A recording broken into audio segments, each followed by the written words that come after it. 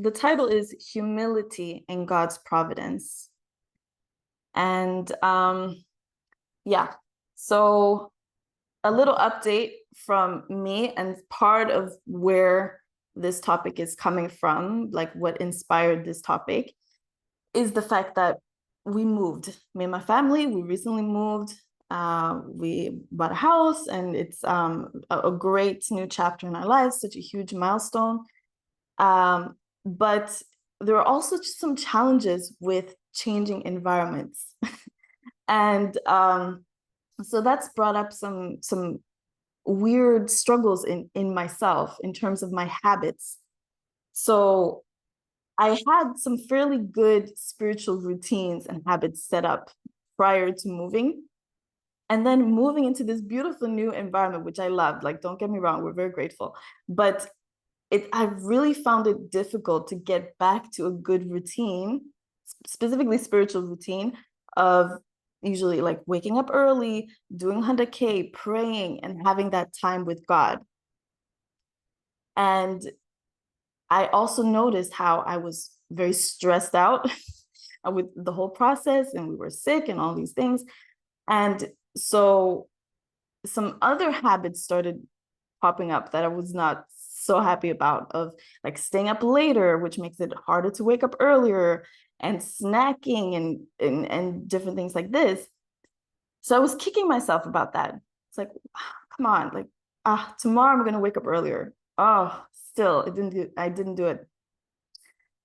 And so this is just, one aspect of what I want to talk about, but this struggle, the struggle of wanting to do something or be something or be with God, but then there's something inside of me, inside of us, that holds us back. And changing environment, it seems like such a simple thing. Your father, he used to talk a lot about being unchangeable inside of yourself, in your spirit. And so even changing environments revealed to me quite brutally, like how I'm not unchangeable, like how dependent in terms of my spiritual routine I was on my environment. And like waking up at a certain time and having like my setup over there on the couch, and like doing things a certain kind of way, then it was easy. I had the routine, I had the habit established. But moving, I didn't have that. So I'm developing it now, but it really has taken a lot of like effort. And so another thing I want to mention as sort of an intro is I'm in the personal development space. I work as a coach. And so what I deal with my clients is this topic of change and transformation. And how do you change? How do you transform? How do you go from having a certain habits that you don't like to better habits that are in line with who you want to be and where you want to go? This is like my world. And I think as a generation, my generation, millennials, who's a millennial in the audience? Raise your hand. Okay, there's a few. A lot of millennials, a lot of people in today's world really are desiring self-actualization, in the sense of like knowing, who am I? What is my purpose? What am I here for? Like, what can I achieve in this life? And also looking a lot at how can I heal myself, heal my traumas, and become a better person and be whole and be well. And I think there's almost a mantra going around. You see it on Instagram, you see it in the personal development space, you see it everywhere, just regular people, like the mantra of being authentic. I want to be authentic. Authenticity is something we aspire toward. But the thing is, because all of us have this inner struggle, it's really difficult to get there. Actually, we cannot get there on our own.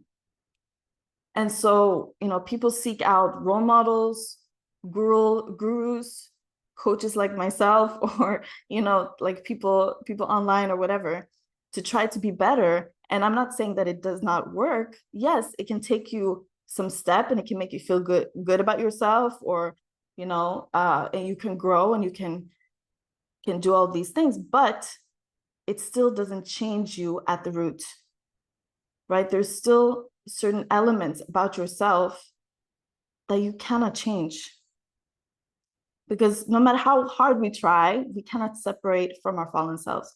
We cannot do it on our own effort. So who do we need? We need true parents. We need true parents. Everybody needs true parents. And that is the only way forward. So, it's very convenient to think, oh, I have access to my God-given nature, which is true. I have original nature, and by being authentic, I connect to my true self, and I'm a good person, and I'm connected to my infinite potential, my infinite creativity, all of those things. It's true, but also it's very convenient, because it's almost like there's this term, I don't know if you've heard it, spiritual bypass. It's like we try to escape the reality that we're in, which is that we have fallen nature. We cannot escape that. And the reason why we need true parents is because they don't have fallen nature. They know God. They are one with God. They are the Messiah. So sometimes I find myself also like looking at other people, role models, and learning from them, which is a good thing. But really, our main focus needs to be on true parents, right? So it's an incredible thing that we in this room, on Zoom, here watching, that we know true parents, that we get to rid ourselves of our fallen nature. Ooh, every time I cry. So just a little recap. I don't want to stay here too long, but what is our fallen nature? I just want you to like take a snapshot at what I'm showing you here, but failing to take God's standpoint, right?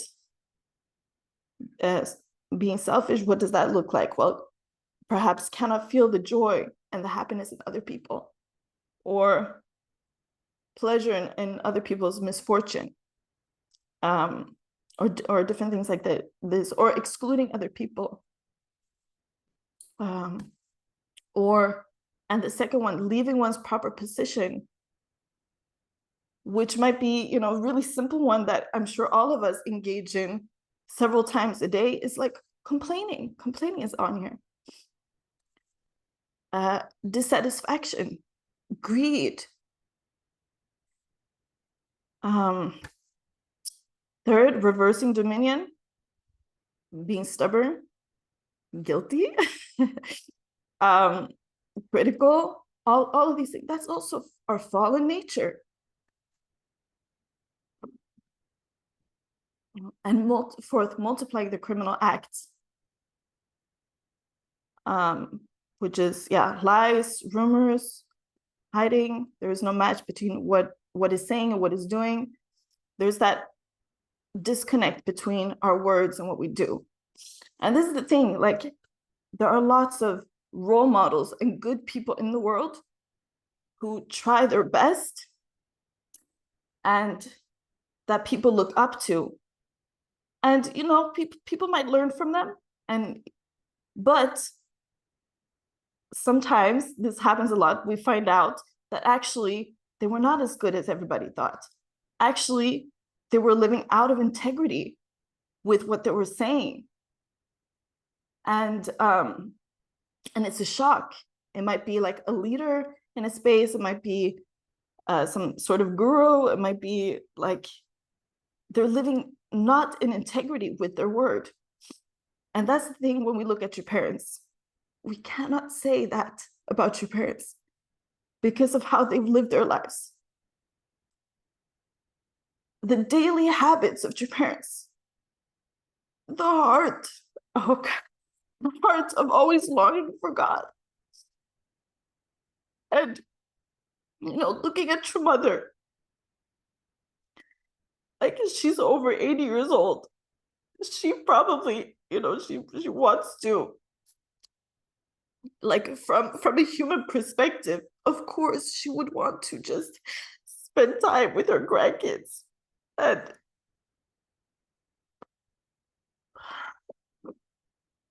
have fika and just like rest.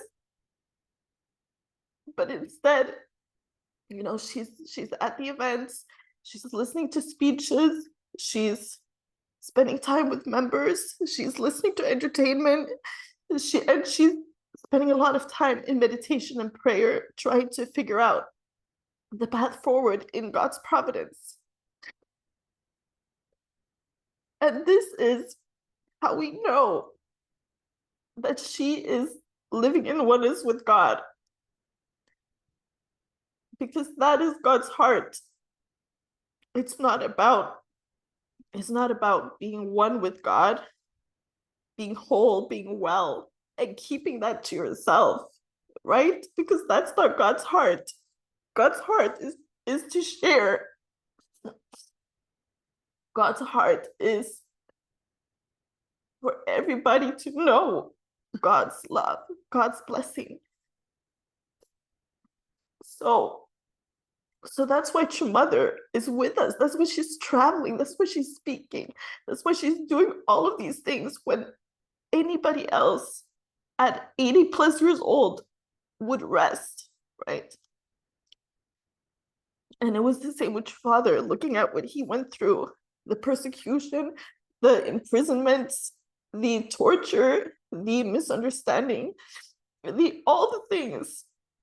And he still kept going and still had the heart to comfort heavenly parents, right? So this is why we have to cling to your parents, because we're not there. We're not at that level at all. We have the fallen nature, and we cannot ignore that.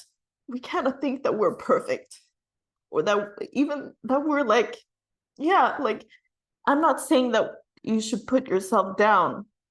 That is also fallen nature, putting yourself down. But it's about really leaning on your parents, okay? Whew.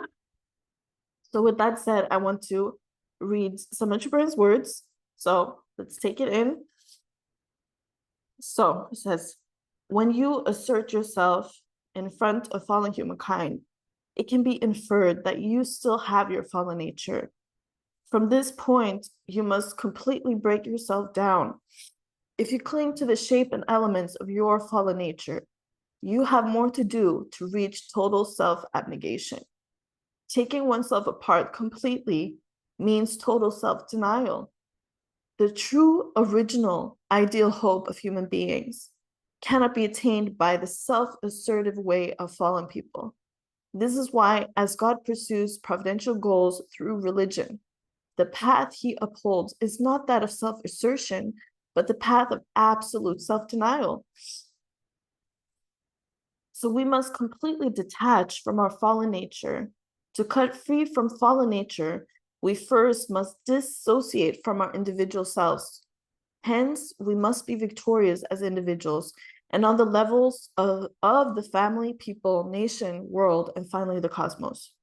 This would be the realm of complete freedom from fallen nature, when we finally discover ourselves as object partners to God.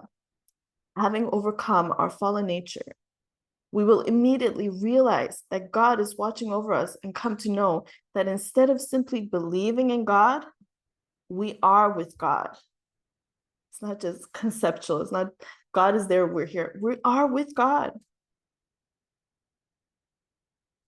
You cannot rejoice in who you are, since you are not your original self. You must recognize that your situation is sorrowful. Your grief, however, should not, wait, I can't see that, should not be directed toward the world. Even when you feel your pain should bear no relationship to the anguish of the secular world. When you feel sadness and pain, your sadness should come from being unable to find your true selves. Given this situation, for whom has God been searching until now? God has been searching for each of you. This is why you need to uncover and strengthen your true selves.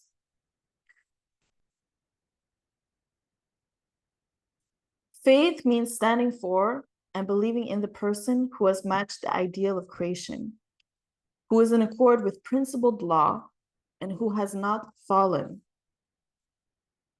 but has reached perfection and then is acting accordingly. The one who is victorious in this kind of faith will realize his hope. God's love comes naturally to the one who achieves victory in faith and hope. So that is the path forward. And we are so lucky to have true parents. They show us the roadmap. They are there holding our hands. They are there teaching us. And so this leads me to humility, and how I think in God's providence, especially, this is our lead word. This is our guiding light, humility. Because in humility, you know your strengths, but also your weaknesses.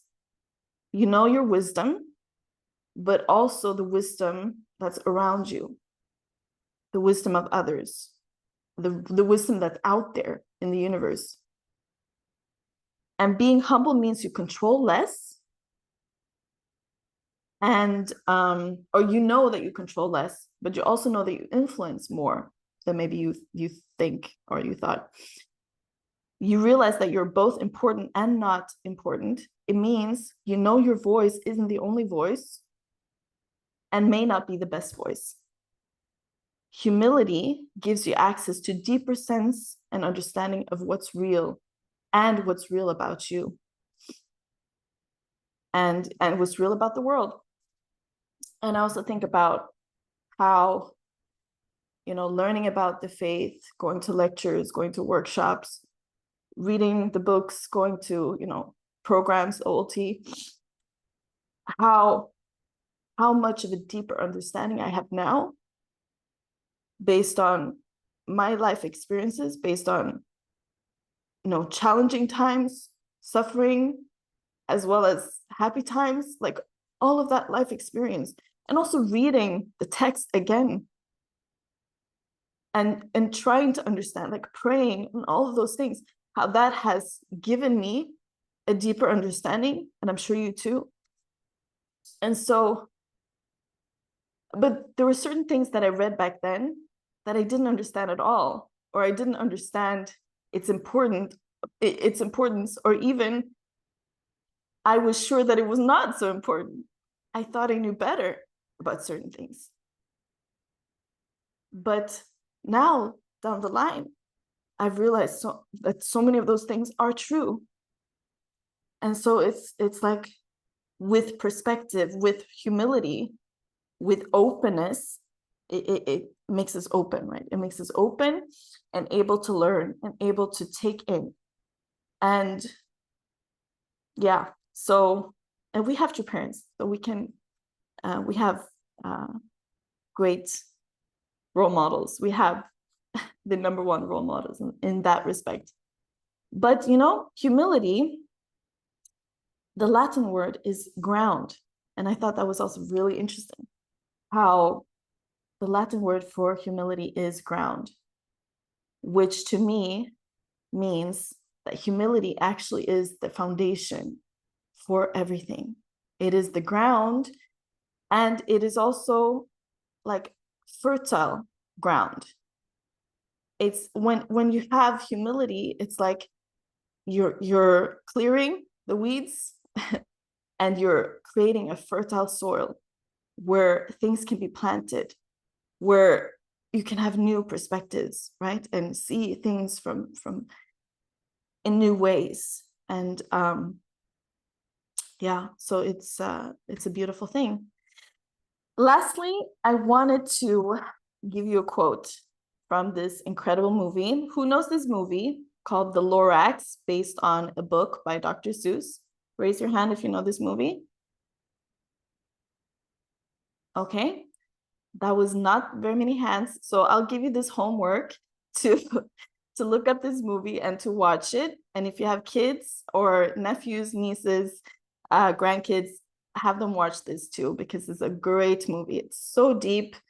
It's really moving. It's really principled. So this figure here, called the Lorax, he's basically in the position of God in the movie. Specifically, though, his character is the defender of trees, or he says, I speak for the trees. And this character here, called the Onceler, he's chopping down the trees because he's trying to create a business, and he needs basically the tufts of the trees. So the Lorax is trying to convince him not to do that, to take care of the trees, to understand like how nature works and all these kinds of things. So he asks the Onceler, which way does a tree fall? He's down, he says. No, a tree falls the way it leans. Be careful which way you lean. And so what I want to say with that is basically, so the tree falling, that's like the end. That's like, let's say, our death, or something like that. It's the end. But it's all based on the trajectory of where you've been before. So what we create, who we become when the tree falls, when we die, let's say, is based on our habits, right? Is based on our habits, is based on not just our behaviors, like I mentioned, the snacking and the going to bed late. That's superficial things, but it's our habits, but it's also our habits in terms of our thinking and our emotions even. It's the patterns that we find ourselves that are the fallen nature that makes us lean. If we lean into that, we lean a certain way that's away from God. So we need to hold on to true parents, what true parents teach us, and hold on to the habits also that true parents have taught us, so that we can lean in the other direction. So I want to end with just some summary. So I'm not perfect. We're not perfect. Instead, I need to actively find ways to identify and eliminate my fallen nature.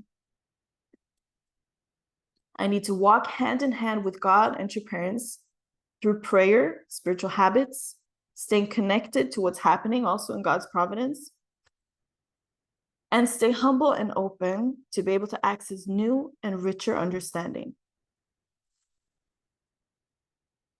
That's what I have for you today. Thank you very much.